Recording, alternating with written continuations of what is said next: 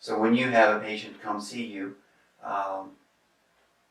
basically you assess through, you talk to them, you get an idea of what's going on, you do a physical assessment on them.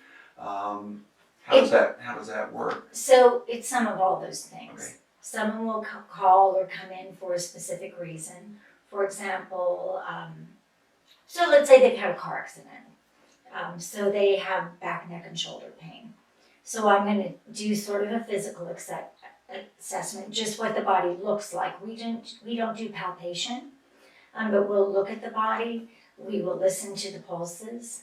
I will listen to the tenor of their voice, what they're telling me, what else has been happening in their life. And then they will lie down at my table on their back. I like to generally have them without a pillow first, if I can convince them. A lot of people are used to having a pillow. But you can get a better idea of the alignment of the structure. Also, if I get a chance, when someone comes, I like to watch them walk in. I like to see how the body is moving. Sometimes that will give me some ideas of the way the energy is moving. So they will lie on the table, then I listen to the wrists. They might continue to give me a little history. I don't always take a full history. When I was working in a more medical setting, I would have the medical record to look at, and I would look at it. I would actually go way back in the record to kind of get the history. But in this case, I don't always have that. So I listen to the wrists, and that tells me not what's wrong with someone, but what the body's doing to move it into balance. The physical body is the history of the body. The energy of the body is what's happening now. So from that, I will make an assessment of what I'm going to do. They just lie on their back, put a blanket on to keep them warm.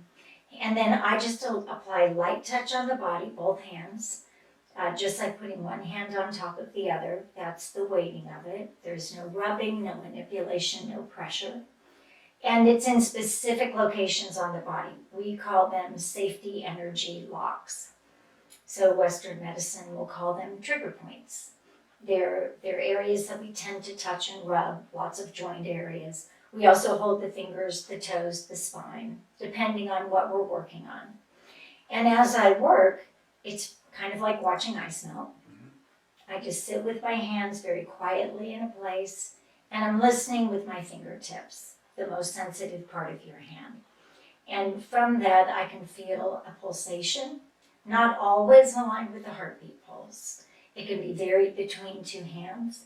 It can also have a texture, pounding, soft. It can be staccato-like. We have all these descriptions that describe energy and the depths and how it's working. And I wait until that starts to harmonize and balance. Then I move on to the next placement. In these step-by-step practices, sequences we call flows. So we will move through a flow. It's not verbally interactive with the patient or client, unless a discomfort comes up. They tell you. They'll tell me, and I ask them to tell me. And if they get a pain or something goes numb or something, if they need to be readjusted, we'll do that. Oftentimes it's an old injury that's come up, and so it's just telling you that energy's blocked there. So we, can move our hands to kind of help facilitate the movement there, and then we keep going. I watch the body a lot too. I watch the breathing to see if they're getting a full expression of breath. I watch their fingers because fingers and toes and arms and things will move as pathways open, same with the feet. And that is telling me the expression of how energy is flowing along these pathways. So a treatment's about an hour. People oftentimes fall asleep. That's great.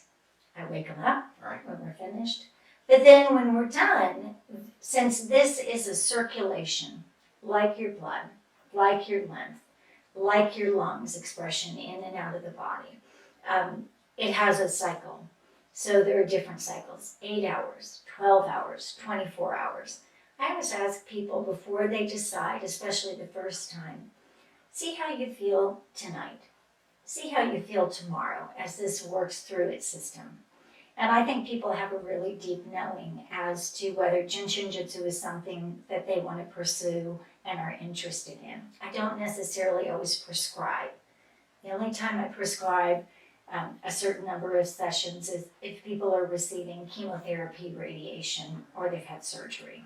Because they're going to be getting it continuously. They're going to get it continuously, get things in balance, then they get more radiation.